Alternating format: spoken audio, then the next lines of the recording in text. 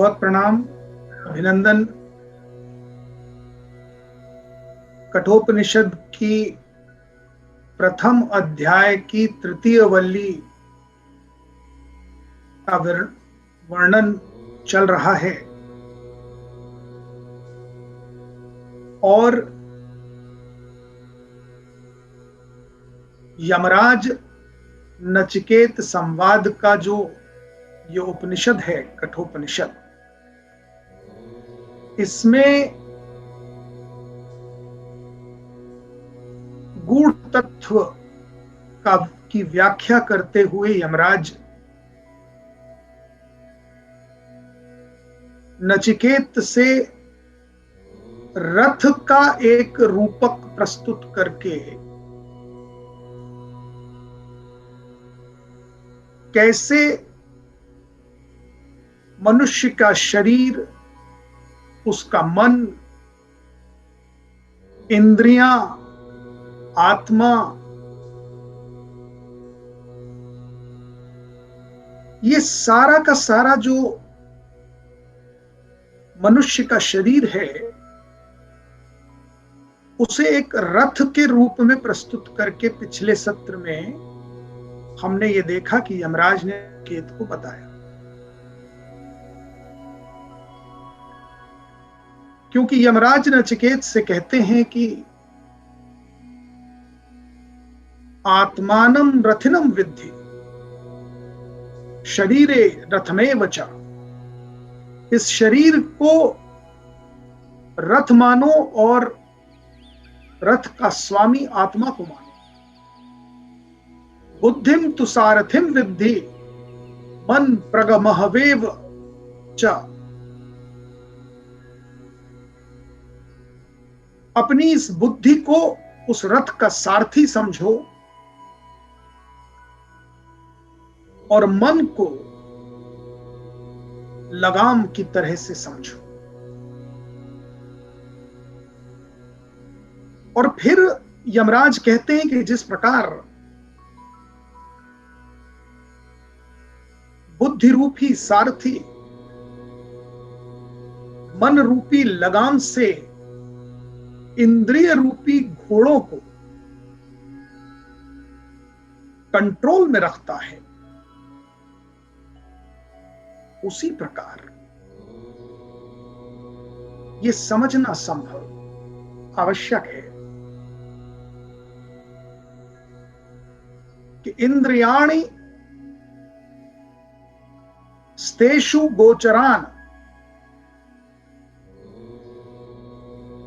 ये जो इंद्रियां हैं ये अगर वश में नहीं है, अवश्यानि स्तेषु गोचरान, ये हरी हरी घास की तरफ दौड़ती हैं। इसी प्रकार जिस तरह घोड़े हरी घास की तरफ दौड़ते हैं, हमारी इंद्रियां इस सृष्टि के तमाम प्रलोभनों की तरफ भागती, दौड़ती है, किंतु बुद्धि रूपी लगाम, बुद्धि रूपी सारथी मन रूपी लगाम से इन इंद्रियों को कंट्रोल कर सकता है। अब इसी विषय को आगे बढ़ाते हुए देखिए कितनी खूबसूरती से एक सीक्वेंस यमराज द्वारा बताया गया है नचिकेत को। ये तो बता दिया कि रथ के रूप की तरह से, रूपक की तरह से ये सब चीजों को एक्सप्लेन किया, लेकिन प्रश्न ये है कि ऐसा होता क्यों है?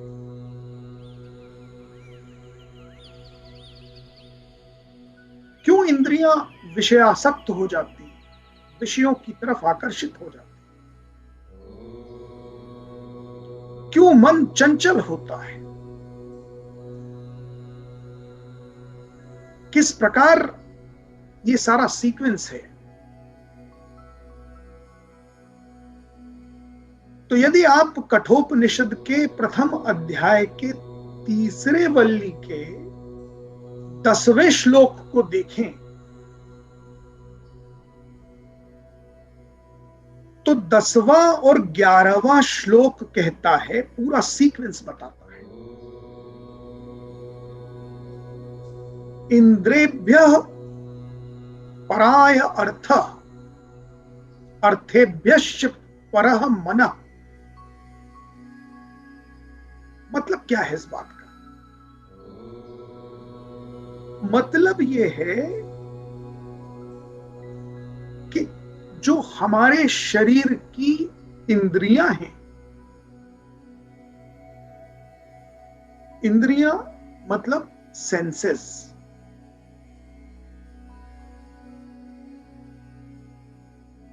आपने सुना होगा 5 सेंसेस होते हैं,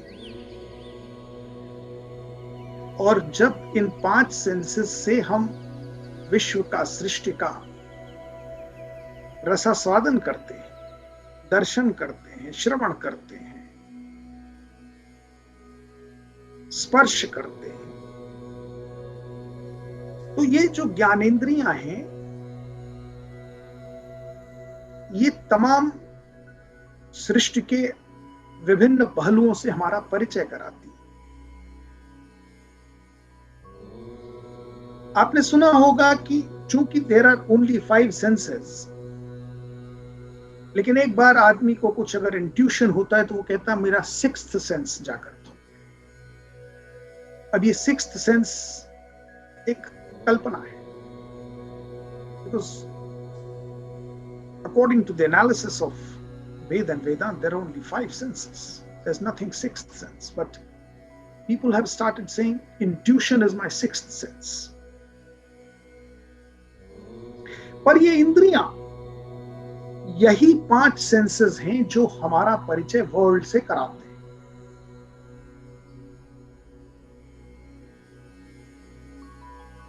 और ये 5 इंद्रियां किससे आकर्षित होती है?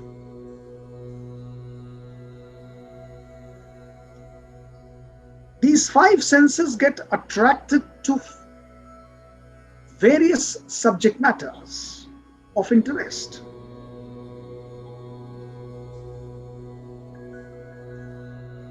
अगर हमारी जिह्वा, स्वादेंद्रिय वो रसगुल्ला दिख जाए तो खाने का मन करने लगता है। वाह वाह वाह रसगुल्ला, आकर्षित हो जाते हैं। हो सकता है आपके मन में ना हो रसगुल्ला खाने की इच्छा, पर दिख गया तो आकर्षण बन गया। हो सकता है आपको रसगुल्ले की जगह कोई और व्यंजन आकर्षित करता हो, आप चूज कर लीजिए अपने हिसाब से। किसी को रसमलाई पसंद है, गुलाब जामुन पसंद है, रबड़ी पसंद है, समोसा पसंद है, जो जिसको पसंद हो, पर आकर्षण बन गया। ये जो रसगुल्ला, समोसा वगैरह है, ये विषय है। ये these are the subjects which attract our senses. आप देखिए डिपार्टमेंटल स्टोर्स में जाते हैं तो इन्हीं सेंसेस की वीकनेस को एक्सप्लॉइट करने के लिए ये मार्केटिंग का पैटर्न बनाया गया है। पहले आप दुकान पर जाते थे, दुकान के काउंटर के दूसरी तरफ दुकानदार होता था, आप अपनी आवश्यक वस्तुओं की सूची ले जाकर उसको देते थे कि भैया ये लिस्ट है, ये सामान चाहिए, और वो उतना सामान आपको दे देता था, आप लेके झोले में चले आते थे। व्यापार करने वाले भी एनालिसिस करते, स्टडी करते, ह्यूमन साइकोलॉजी को समझते। उन्होंने कहा कि ये तो लिस्ट लेके आते हैं, सारा सामान बिकता नहीं है, तो डेमोन्स्ट्रेशन कर दो सारे सामान का और उस ग्राहक को सामान तक ले जाओ। तो आप देखिए कि जब ये डिपार्टमेंटल स्टोर्स या मॉल्स जिसको आप कहते हैं, उनमें तरह तरह की आवश्यक वस्तु सजी होती हैं, कि सूची में जो चीज नहीं होती उससे भी आप आकर्षित होकर उसे खरीद लेते। अरे हाँ हाँ ये भी चाहिए, ये दिख गया, ये मुझे आकर्षित कर रहा है। तो ये मॉल या डिपार्टमेंटल स्टोर्स जो नया पैटर्न शुरू हुआ, ये आपकी उस सेंसेस की वीकनेस को का प्रॉपर रिसर्च के बाद ये मेथड निकाला। और आप ऑब्जर्व कीजिए कि इस तरह के मॉल्स में, डिपार्टमेंटल स्टोर्स में आप अपनी लिस्ट जो बनाते हैं उससे अधिक सामान ले आते हैं। You get attracted beyond your requirement, beyond your need, because your senses are attracted to these subjects. लाता है विषय, विषय आसक्ति, इसको वेदों में कहा गया है। विषय यानी ये तरह तरह के आइटम्स, और आसक्ति मतलब आकर्षण। तो इंद्रियों के द्वारा व्यक्ति विषयासक्त होता है। तो अब आप देखिए कौन ज्यादा स्ट्रांग हो गया, कौन ज्यादा पावरफुल हो गया। जो अट्रैक्ट कर रहा है वो अट्रैक्ट होने वाले से ज्यादा पावरफुल होता है। फॉर एग्जाम्पल, अगर आपके पास एक कील हो,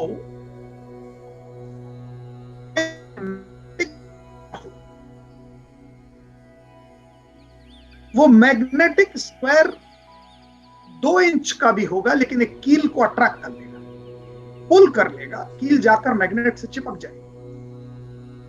पर वही 2 इंच का मैग्नेटिक स्क्वायर आपके पास हो और सामने आयरन का गर्डर हो, तो वो मैग्नेट उस गर्डर को अट्रैक्ट नहीं कर पाएगा, पुल नहीं कर पाएगा। Although the properties of magnet are to attract iron, but if the iron is of such heavy and stronger dimension and the magnet is smaller, it could not attract it. Therefore, something which has to get attracted or attached, the one who's pulling that attraction has to be stronger. And therefore this shlok, in the first aspect of the shlok says, Indrebhyah paraya arthah. पराय का मतलब अधिक बलवान, इंद्रियों से अधिक बलवान है अर्थ। अर्थ यानी ये विषय वस्तु, ये सृष्टि के अंदर जो आकर्षण है जितना फैला हुआ है, जिनके प्रति इंद्रियां आकर्षित होती, तो ये विषय वस्तु यदि इंद्रियों को आकर्षण करने में समर्थ है, उनको अपनी ओर खींच लेती है, यानी ये विषय वस्तु इंद्रियों से ज्यादा बलवान है, मजबूत है। ठीक इसके विपरीत यदि आप अपनी संकल्प शक्ति से इंद्रियों को अधिक बलवान बनाते चले जाएंगे, तो ये विषय वस्तु उतनी बलवान नहीं रहेंगी। जैसे मैग्नेट छोटा हो गया, आयरन का गर्डर बड़ा हो गया, तो वो मैग्नेट उस गर्डर को पुल नहीं कर पाता, लेकिन एक छोटी सी कील को पुल कर लेता है।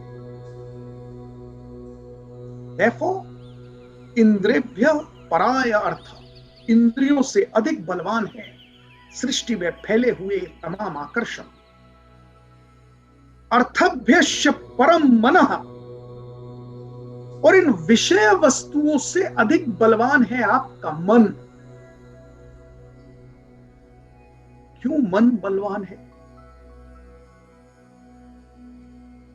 मन इसलिए बलवान है क्योंकि इंद्रियां जो हैं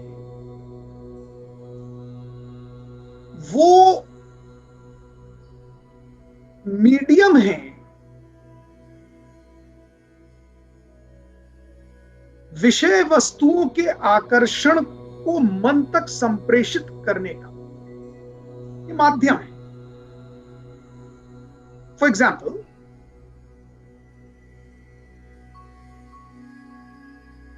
ये जैसे सॉकेट को आप प्लग में लगाते हैं तो जो वायर के साथ गैजेट तक जो करंट जाता है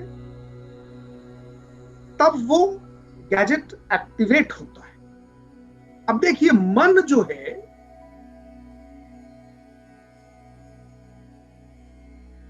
वो कभी विषय वस्तु पर आसक्त नहीं हो सकता, क्योंकि मन को द्वार चाहिए। द्वार तो ये 5 सेंसेस ही हैं, आंखें, नाक, कान, जिह्वा, स्पर्श। मन का कोई डायरेक्ट कनेक्ट तो है नहीं किसी चीज के साथ। तो मन तक कौन पहुंचाता है उस आकर्षक प्रलोभन?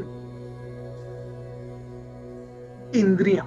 आंखों के माध्यम से मन विचलित हो गया, कुछ बहुत खूबसूरत सी चीज देखी, मन मचल गया। बहुत सुंदर सा फूल देखा, मन मचल गया, लाओ तोड़ ले।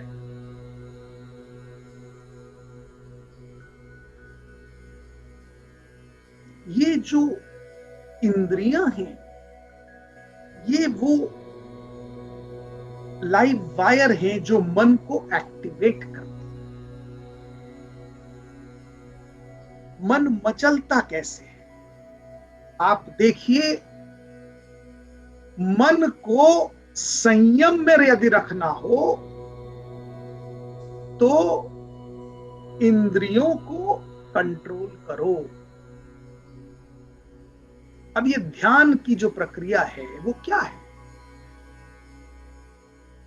आप सब ने ध्यान के विषय में सुना है, अष्टांग योग का एक पार्ट है ध्यान। ध्यान के पहले बहुत सारी स्टेप्स हैं, पर ध्यान है क्या? मन को संयम में करने की प्रक्रिया। और क्या है ध्यान? तो मन को संयम में करने की प्रक्रिया में आप ध्यान लगाने जब बैठते हैं तो आपको सिखाया क्या जाता है? देखो, स्थिर बैठ जाओ, सुखासन में बैठ जाओ, पद्मासन में बैठ जाओ, चाहे जिसमें तुमको बैठने का मन हो बैठ जाओ। स्थिर बैठो, मेरुदंड को सीधा कर लो।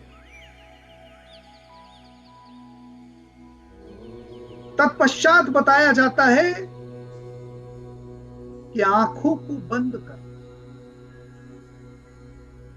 क्यों बंद कर लो? क्योंकि कोई भी सृष्टि का दृश्य आपकी इंद्रियों को लुभा न सके,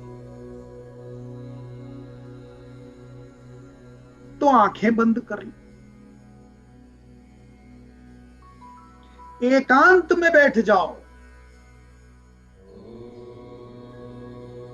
अर्थात जहां शोर शराबा ना हो, श्रवण इंद्रियों से कोई प्रलोभन आकर्षण न मिले। पानी वानी पी लो, ढीले कपड़े पहनो, स्पर्श में गड़बड़ ना हो, ये तमाम चीजें बताई जाती है ध्यान करने की प्रक्रिया। क्यों बताई जाती है? क्यों? ये सारे इंद्रियों के द्वार पहले बंद करो। जब संप्रेषण नहीं होगा मन तक तो मन मचलेगा। मन को एकाग्र करो, क्योंकि यदि मन मचलना बंद कर जाए तो कोई भी विषय वस्तु पर इंद्रियों को आकर्षित कर नहीं सकता। देखिए, बहुत खूबसूरत चीज भी रखी है आपके सामने, लेकिन आपका मन नहीं मचल रहा तो वो चीज आपके लिए व्यर्थ है, बेकार है। रखी रहे, पड़ी रहे, हमें क्या करना? हमारा मन नहीं मचल रहा।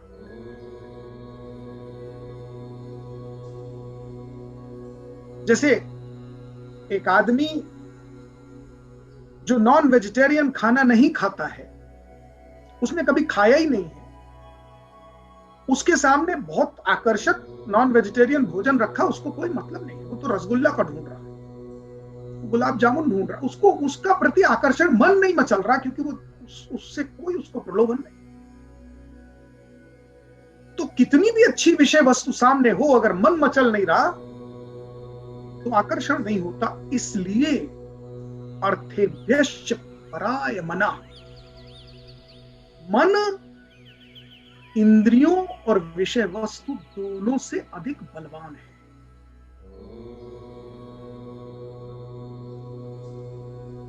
इंद्रियभ्यः पराः या अर्थ, अर्थेभ्यश्च परम मनः, मनसस्तु परम बुद्धि।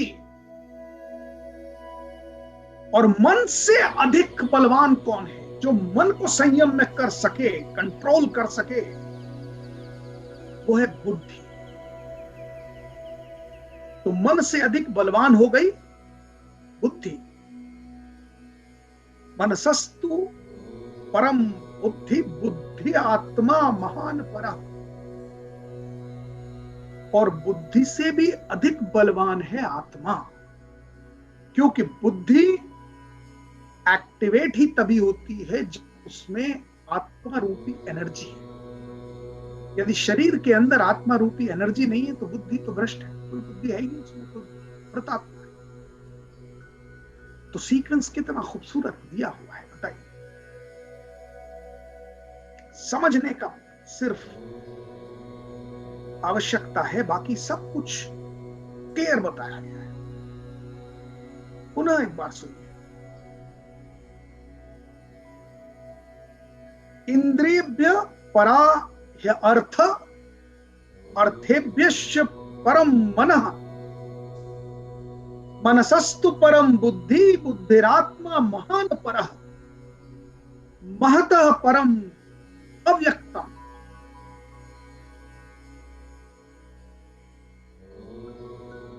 अब और आगे सुनिए, इस आत्मा से भी अधिक बलवान कौन है?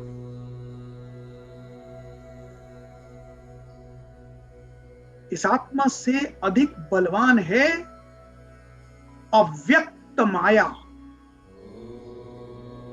ये जो सारा प्रपंच सृष्टि का रचा हुआ है,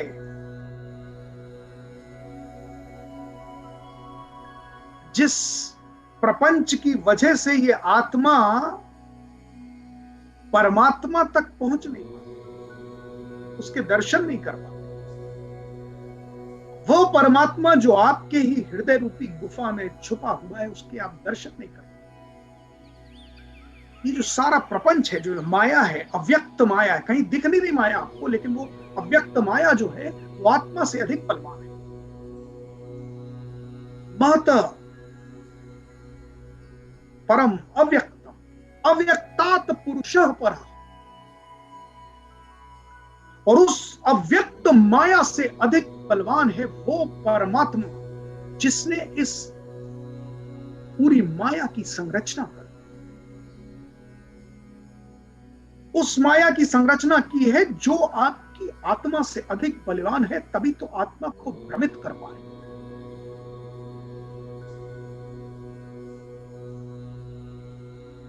तो उस अव्यक्त माया से अधिक बलवान है वो पुरुष, अर्थात परमात्मा। पुरुषान्न परम किंचित सा काष्ठा सा परागति।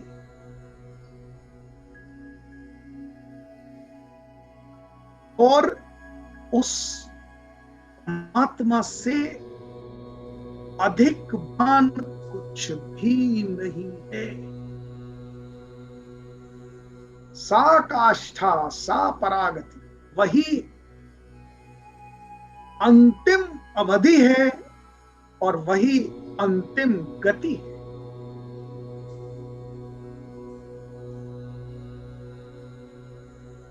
पुरुषान्न परम सा काष्ठा सा परागति। पुरुषान्न परम किंचित सा, उससे ज्यादा बलवान कोई नहीं।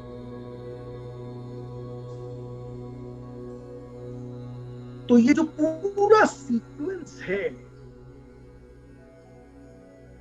इंद्रियभ्यः पराह्य अर्थ, अर्थेभ्यः परम मनः, मनसस्तु परम बुद्धि बुद्धिरात्मा महान परः महतः परम अव्यक्तम अव्यक्तात् पुरुषः परः परुषान्न परम किंचित सा पाष्ठा सा करागति। ये पूरा सीक्वेंस नचिकेत को यमराज समझा रहे हैं और उनके उस संवाद के माध्यम से आप भी समझ रहे हैं। ये जो शरीर की संरचना है, इसमें जो इंद्रियां हैं, अंतःकरण है, मन बुद्धि चित्त अहंकार का, इसके अंदर जो आत्मा है, ये सारा का सारा प्रपंच जो है उसमें फंस गई। लेकिन अगर किसी चीज को आपको रिपेयर करना है, तो you have to understand the reverse technology. For example, you all must be driving a car or a motorbike. But if the engine gets defective and you take it to the mechanic, how does the mechanic repairs the engine? If you observe,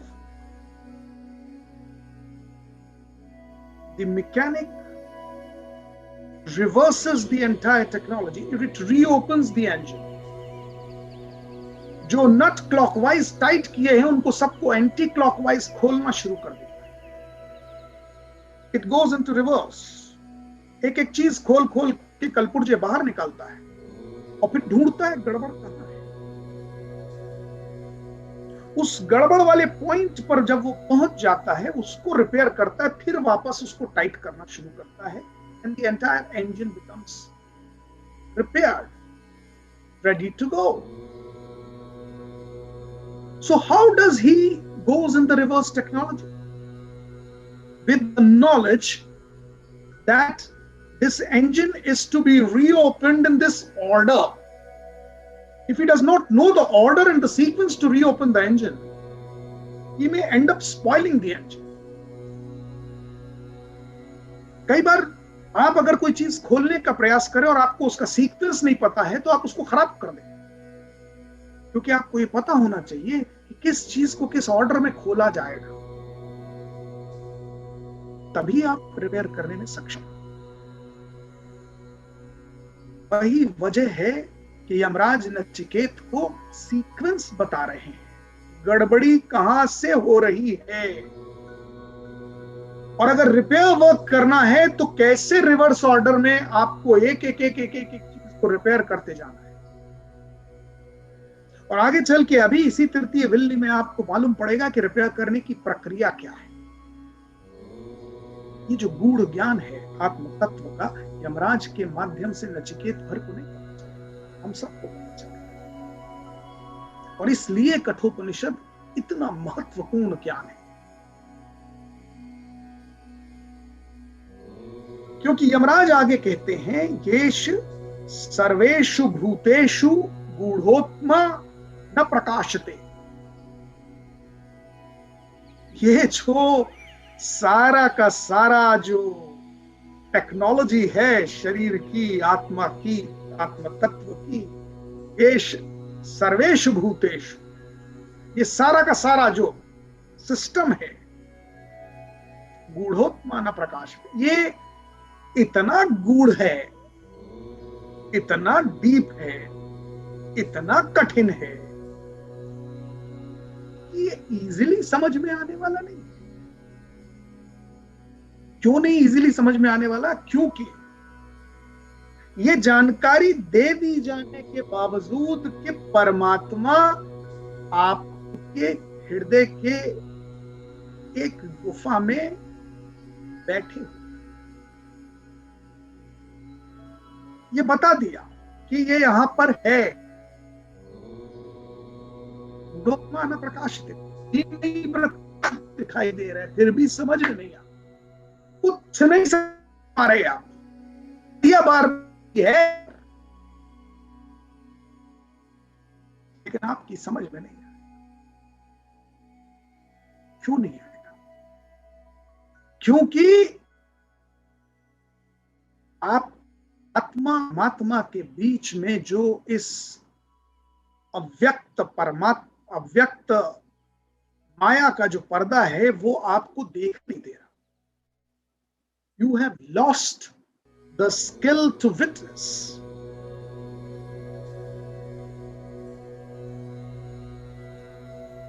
बड़े लोग ऐसा कहते हैं, देखा नहीं वो मैं मानता नहीं।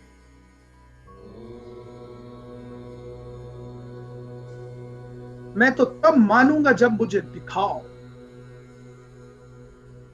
अरे भाई, क्या क्या देख लोगे? क्या क्या देखना से तुम्हारे इन भौतिक चक्षुओं से? बहुत सारी चीजों तो छोड़ दीजिए, मैं आपसे एक छोटी सी कहानी सुनाकर बताऊं।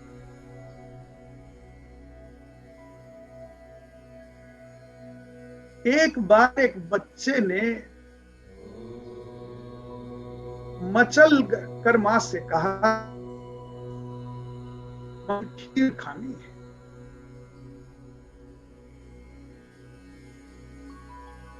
मां ने कहा, अच्छी बात है, खीर बनेगी,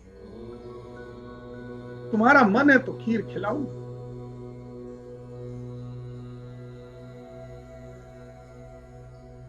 मां ने बच्चे के लिए खीर बनाई।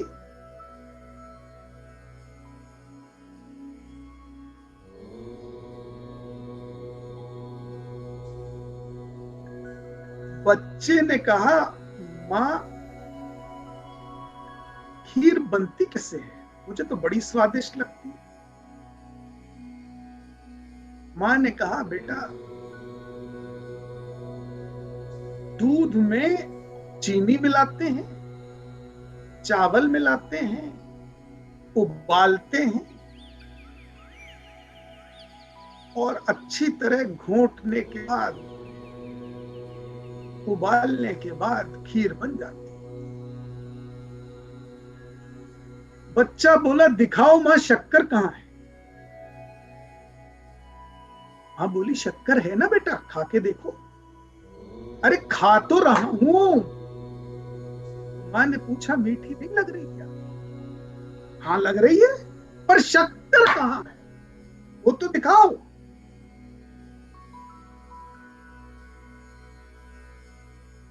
मां कह रही है, अब दिखाऊं कैसे? ये तो अनुभव करने की चीज है। चीनी तो अनुभव करो ना, मीठा लग रहा है कि नहीं। अरे मीठा ईठा लग रहा है मुझे, चीनी दिखाओ। नहीं दिखाओगी तो मैं नहीं मानूंगा। मां बोली, नहीं मानूंगा तो क्या चाहते क्या? नहीं, मुझे दिखाओ चीनी कहां है, नहीं तो और चीनी डालो। मां ने कहा, बेटा खीर खराब हो जाएगी, इतनी मीठी हो जाएगी कि तुम खा नहीं पाओ। बच्चा तो जिद पकड़ गया कि नहीं, मुझे या तो दिखाओ नहीं तो नहीं मानो। मां ने कहा, लो 2 चम्मच चीनी दिखा के डाल दी। बच्चे के लिए वो खीर खाना कठिन हो गया, फेंक दी उसने खीर, नहीं खा सकता। मां ने कहा, मैंने तो पहले ही कहा था। अब आप देखिए, इसी बच्चे की तरह क्या हम बिहेव नहीं करते? हमको दिखाओ नहीं तो नहीं माने। अरे कई चीजें अनुभव की हैं, देख के कैसे? और अब देखने के पीछे पड़ोगे तो सब स्पॉइल कर दोगे, क्योंकि देखने की भी एक सीमा है, उसके बियॉन्ड देख नहीं सकते। आप में से बहुत सारे लोग किसी दूसरे शहर में बैठे हैं, इस व्याख्यान का आनंद ले रहे हैं। कुछ लोग दूसरे देश में बैठे हैं, जाने पृथ्वी के किस कोने में बैठे हैं।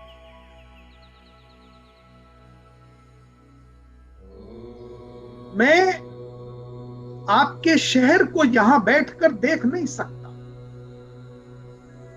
तो क्या आपका शहर अस्तित्व में नहीं है?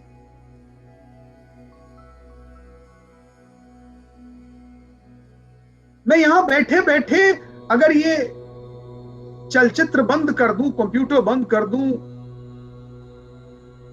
तो आप गायब हो जाएंगे, तो क्या आप अस्तित्व में नहीं?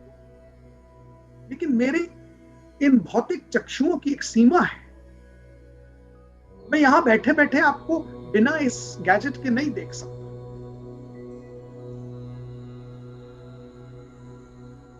इसी प्रकार एष सर्वेषु भूतेषु गूढ़ोत्मा न प्रकाशते। अरे ये संसार में सब कुछ है, आपको यदि वो देखना है तो वो स्किल डेवलप करें।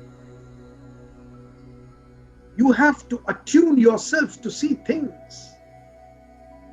कहते हैं यौगिक क्रियाओं से लोग बहुत दूर का दृश्य देख लेते हैं। यौगिक क्रियाओं से लोग भविष्य को देख लेते हैं। यौगिक कैलकुलेशन से, वैदांतिक कैलकुलेशन से हमारे ऋषियों ने, मुनियों ने सौरमंडल को देख लिया, लिख दिया, ग्रह उपग्रह की पोजीशंस बता दी। क्या भौतिक चक्षुओं से देख सकते थे? हमको क्यों नहीं देखा? They had developed that skill. तो नचिकेत को जब ये सारी बातें पता चल गईं, तो उसने यमराज से पूछा कि हे गुरुदेव, यहां तक तो सब ठीक है, बात समझ में आ गई, लेकिन प्रश्न यह है कि ये मैं करूं कैसे? कंट्रोल करने की बात जो आप कह रहे हैं, संयम में सारी चीजों को लाने की बात, तो मैं करूं कैसे? उसका मेथड तो बताइए, उसकी प्रक्रिया बताइए। तो 13वां श्लोक आप देखिए तृतीय वल्ली का, जहां यमराज नचिकेत से कहते हैं यच्छेद वाम मनसे, यच्छेद वाम मनसी प्राज्ञ यच्छेद ज्ञानम आत्मनि, ज्ञानम आत्मनि महतः नियच्छेद चच्छेद शांतम आत्मनि।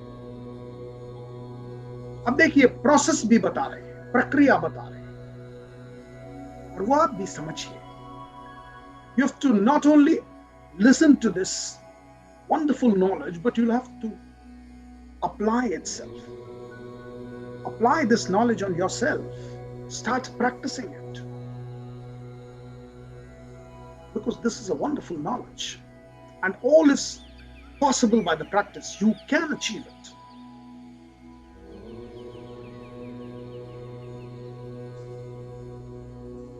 यच्छेद वाम मानसे, अर्थात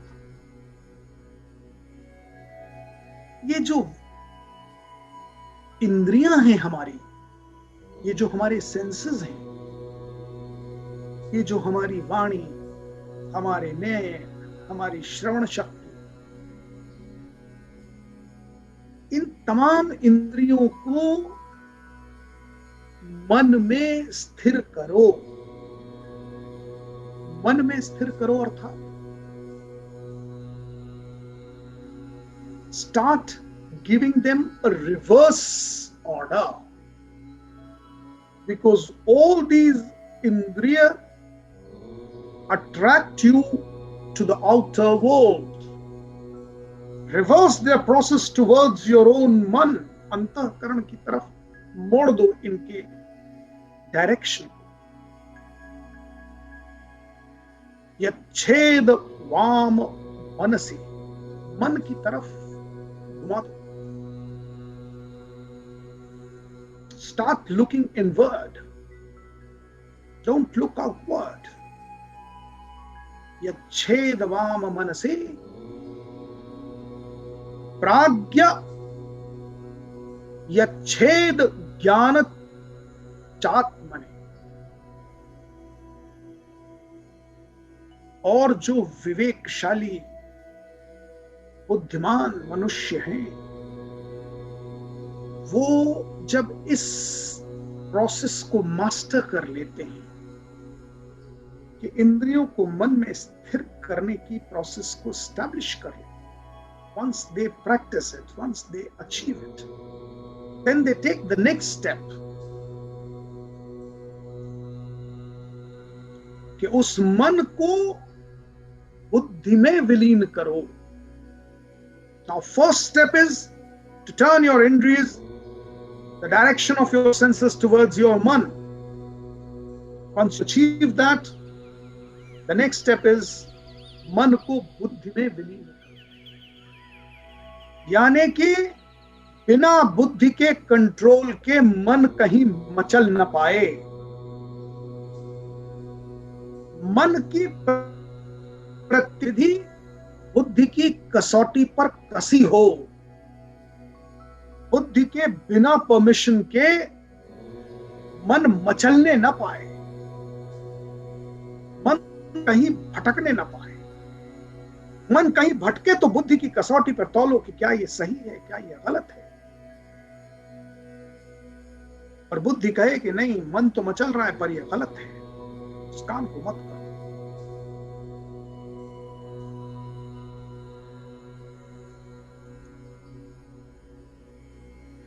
ज्ञानमात्मनि महतः नियच्छेद यच्छेद शांतम आत्म। और उसके पश्चात बुद्धि को आत्मा में स्थिर करो।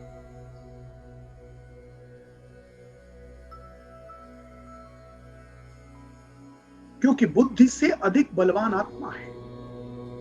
ये सीक्वेंस अभी आप सुन चुके हैं। और अंत में यच्छेद शांतम आत्मा, अर्थात इस आत्मा को परमात्मा में विलीन करने का प्रयास।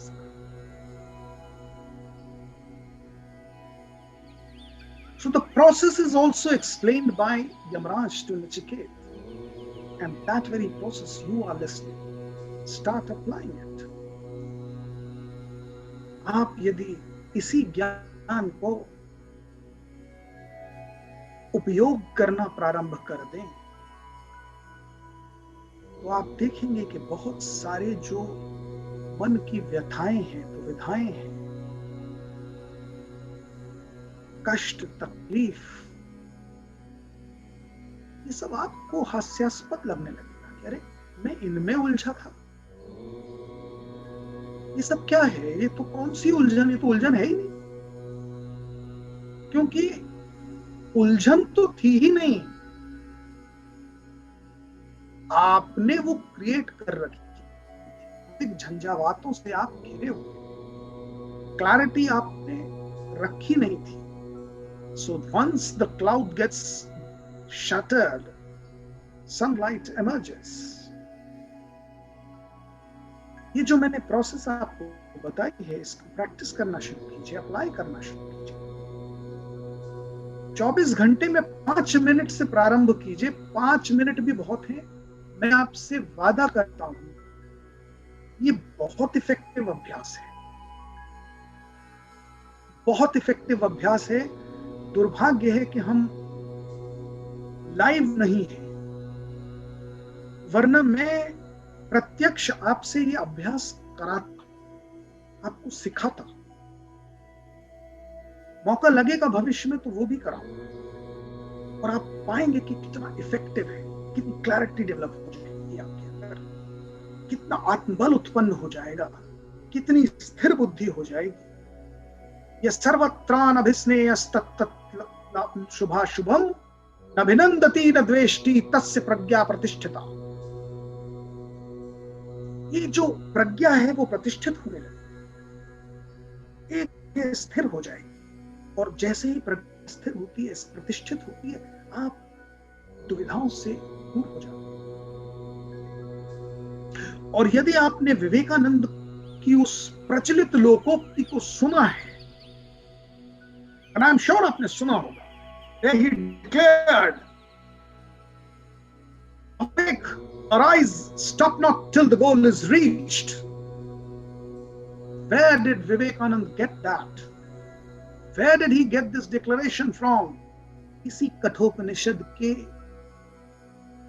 प्रथम अध्याय के तीसरी वल्ली के 14वें श्लोक में ये ज्ञान लिखा हुआ है। उत्तिष्ठत जाग्रत प्राप्य वरान निबोधत। Read it if you want to. Read 14th shlok and you get to know the source of this wonderful declaration given by Vivekananda to the larger world. And then you will realize that what amount of knowledge is treasured in these scriptures, wonderful scriptures. The great saints like Vivekananda take energy from these very scriptures, which you can also take. उत्तिष्ठत जाग्रत प्राप्य विरान निबोधत क्षुरस्य धारा निशिता दुरत्यया दुर्गम पतस्थत कवयो वदन्ति। अर्थ क्या है कि उठो, जागो, कौन सी नींद में सोए हो? Where are you? Get up, awake, open your eyes. Don't be illusioned by the clouds of weakness. You have immense potential. Each one of you have immense strength. It's only that you have to open the eyes to that, to recognize your own potential. Uttishtata jagrata prapya varan nibodhata. Go to those who have knowledge, acquire knowledge. Tap those resources where you can get that potential being activated. You can reach to that goal. Although it is tough, it is very tough, like Shurasya dhara nishita, छुरे की तीक्ष्ण धार की तरह से। दुरत्यया दुर्गम, इतना कठिन है। दुरत्यता दुर्गम मतलब बेहद कठिन। क्षुरस्य धारा निशिता, छुरे की तीखी तीक्ष्ण धार की तरह से। पथस्थ कवयो वदन्ति, ये जो पूरा पथ है, ये जो पूरा मार्ग है, उस अंतिम तत्व तक पहुंचने का, पहचानने का, ये छुरे की धार से ज्यादा तीक्ष्ण है, कठिन पथ है। तवयो वदन्ति, जो ज्ञानी जन है वो ऐसा बता गए हैं, ऐसा कहते हैं। तो नचिकेत पूछता है, इतना कठिन क्यों है? ये आसान क्यों नहीं है? ये मैं क्यों नहीं आराम से समझ सकता? तो जैसे कि यंगर जनरेशन के, क्योंकि नचिकेत बालक है, यंगर जनरेशन के लोगों को कन्विंसिंग आंसर चाहिए होता है, नहीं तो वो क्वेश्चन करते। हमारी संस्कृति में चरण स्पर्श की परंपरा है। आज की जनरेशन पूछती है, मैं क्यों किसी के पैर छू? क्यों छू लूं?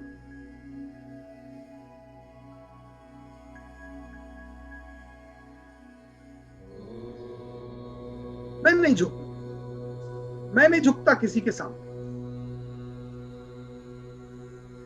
तो पैर छुओ या मत छुओ, छूना भी जरूरी नहीं, क्योंकि बहुत सारी जगहों पर छूना वर्जित होता है। मत छुओ, छू पाओ या ना छू पाओ ये महत्वपूर्ण नहीं है।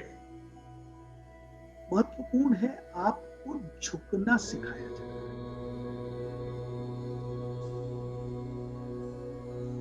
न मन नमन करो। नमन के अंदर नम छिपा है। नम अर्थात मुलायम, flexible.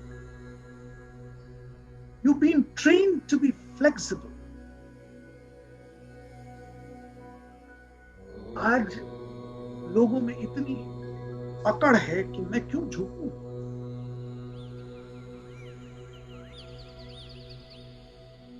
वो गुरुओं के सामने झुकना नहीं चाहते, वो माता पिता के सामने झुकना नहीं चाहते, वो किसी आदरणीय पूजनीय माननीय के सामने झुकना नहीं चाहते। Rigidity is there.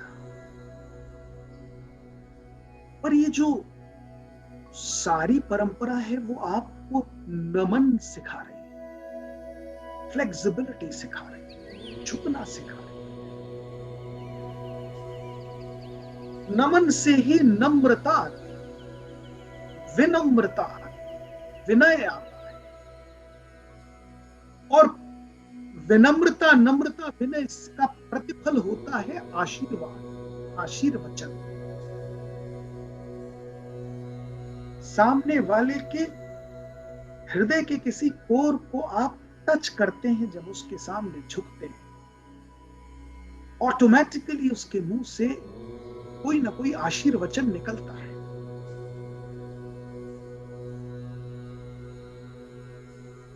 So you are gaining something. आप देखिए, कोई बहुत कीमती सी चीज सड़क पर पड़ी हो, जब आप कहीं जा रहे हैं, टहलने निकले हैं, कहीं कॉइन दिख गया, कहीं नोट दिख गया, बिना झुके उठा सकते हैं क्या? किसी भी कीमती चीज को पड़े हुए देखेंगे, उठाने के लिए झुकना तो पड़ेगा ना। कुछ प्राप्त करना है तो झुकना आवश्यक है।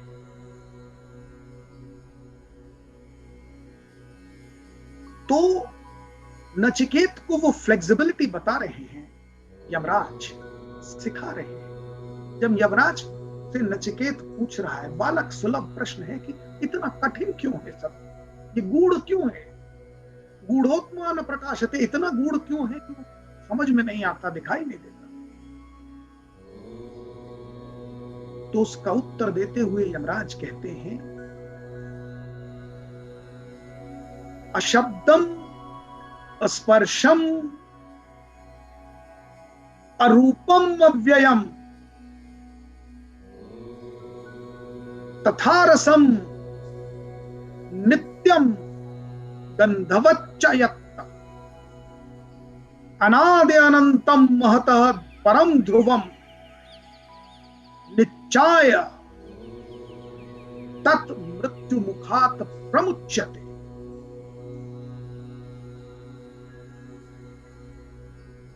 देखिए कितनी बड़ी बात बता रहे हैं। पूरा का पूरा गूढ़ ज्ञान सरल करके समझा दिया कि ये इतना कठिन क्यों है बेटा। समझने के लिए वो क्वालिफिकेशन डेवलप करनी पड़ेगी।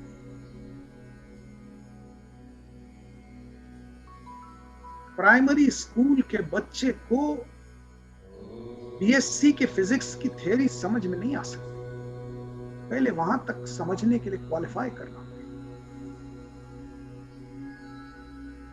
तो मात्र जैसे वो द्वितीय वल्ली में आपने सुना था ना, नायम आत्मा प्रवचनेन लभ्यो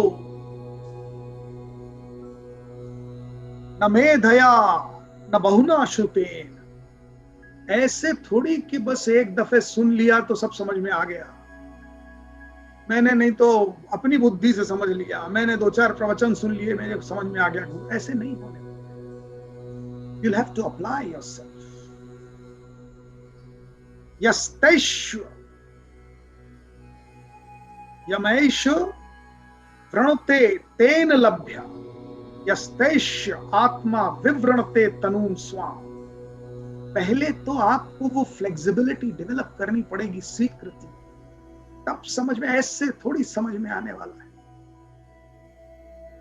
तो ये जो गूढ़ ज्ञान, ये जो तत्व है, इसका जब परिचय यमराज दे रहे हैं तो कहते हैं भैया अशब्दम स्पर्शम रूपम व्ययम, ना तो ये बोला जा सकता है, वाणी के परे है। कैसे परिचय दूं तुमको? किसी भी चीज को समझाने के लिए वाणी चाहिए ना, माध्यम। वाणी से परे है, अशब्दम अस्पर्श, छू नहीं सकते, it's not tangible.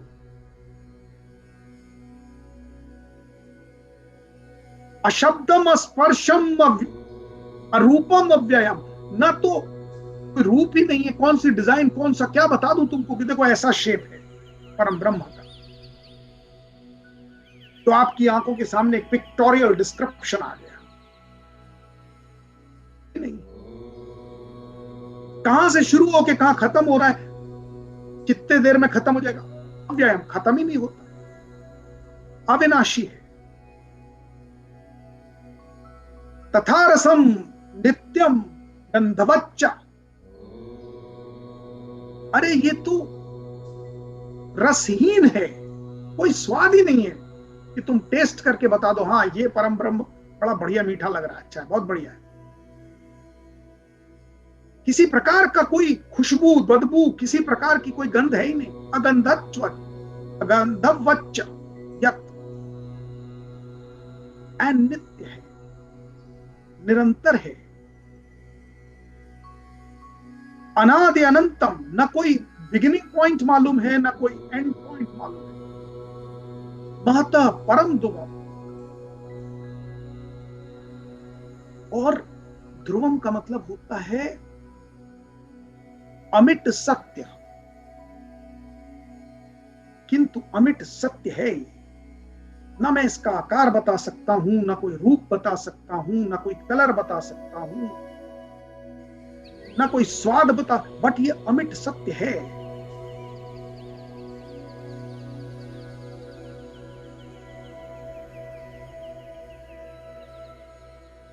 This is the truth.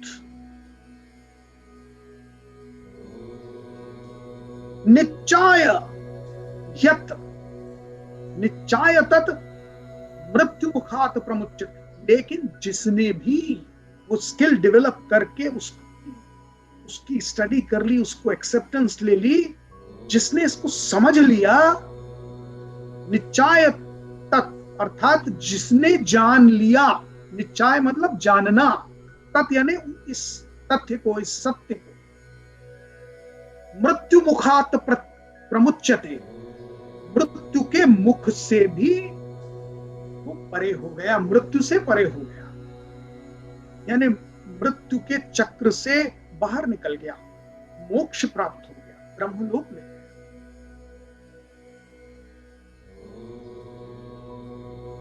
Nachiket उपख्यानम,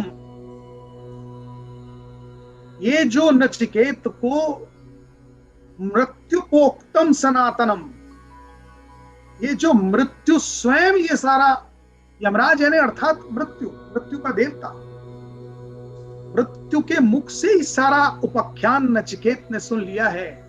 Nachiket उपाख्यानम मृत्युपोक्तम सनातनम, ये सनातन ज्ञान, सनातन अर्थात निरंतर, जो जिसका ना आदि ना अंत, सदैव सत्य नित्य है, जो वो सनातन है। There is no beginning, no end. It is a continuous process of knowledge. और इस नॉलेज का जो उपाख्यान है, मृत्यु के मुख से सुनने वाले नचिकेत,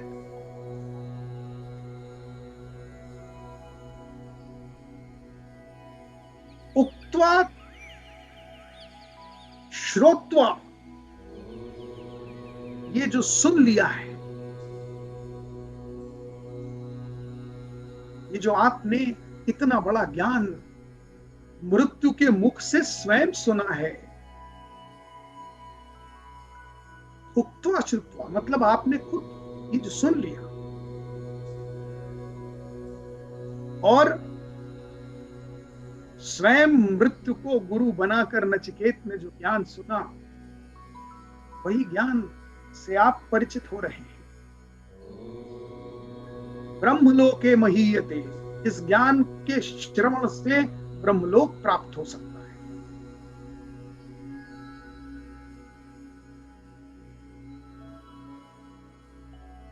और अंतिम श्लोक तृतीय वल्ली का कहता है कि यम तम परम गुह्यम, ये सारा जो परम गूढ़ ज्ञान है,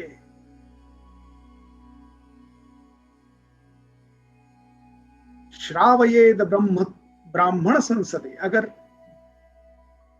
ब्राह्मण अर्थात जो इस ज्ञान को प्राप्त करने में सामर्थ्य रखता हो, समर्थ हो, निष्ठावान हो, इच्छुक हो, उनके बीच में ये ज्ञान सुनाया जाना चाहिए, बताया जाना चाहिए। किंतु शर्त यह है कि इच्छुक हो, सक्षम हो, सामर्थ्यवान हो, जानने में उनकी उत्कंठा हो। और आगे कहते हैं कि या तो श्राद्ध काल जब होता है, श्राद्ध के समय जब ब्राह्मण भोज कराया जाता है, उस समय भी यदि इन श्लोकों का उच्चारण कर दिया जाए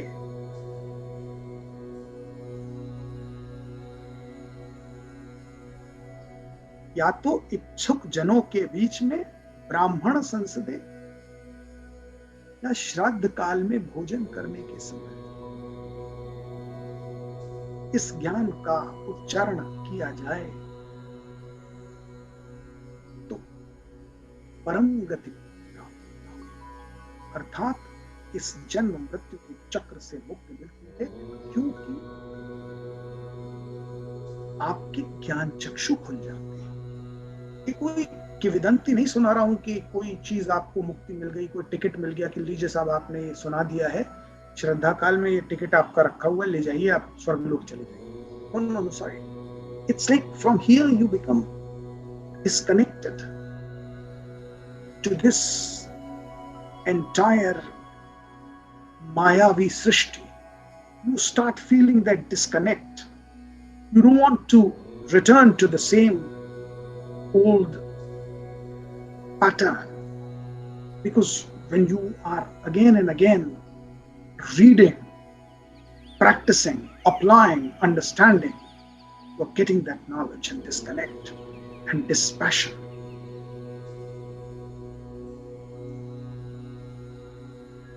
ये 17वें श्लोक के साथ तृतीय वल्ली प्रथम अध्याय की समाप्त होती। आज हमने कठोपनिषद के 2 अध्यायों में से पहले अध्याय की तीनों वल्लियों को समाप्त किया है।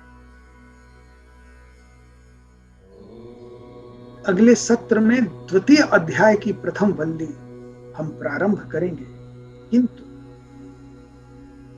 जैसा कि एक परंपरा है, एक प्रोटोकॉल है, जब आप एक अध्याय की प्रारंभ करते हैं या एक अध्याय को समाप्त करते हैं तो आप शांति पाठ करते हैं। मुझे आशा है कि आपको कठोपनिषद का स्मरण होगा जो हमने इसके प्रारंभ में किया था। आइए माइक्स ऑफ रखते हुए हाथ जोड़कर मेरुदंड सीधे कर कर बैठ जाएं, और यदि आपको ना भी याद हो तो मैं जो बोलता हूं आप माइक ऑफ करके उसको रिपीट करें। ओम सहना भवतु सहनौ भुनक्तु सह वीर्यं करवावहै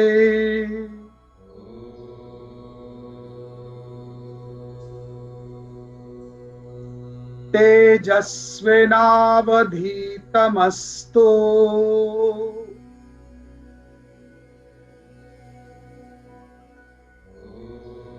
मा विद्विषावहै।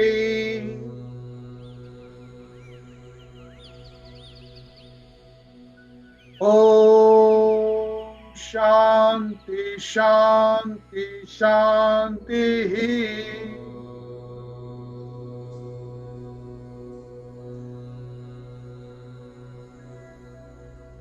बहुत धन्यवाद।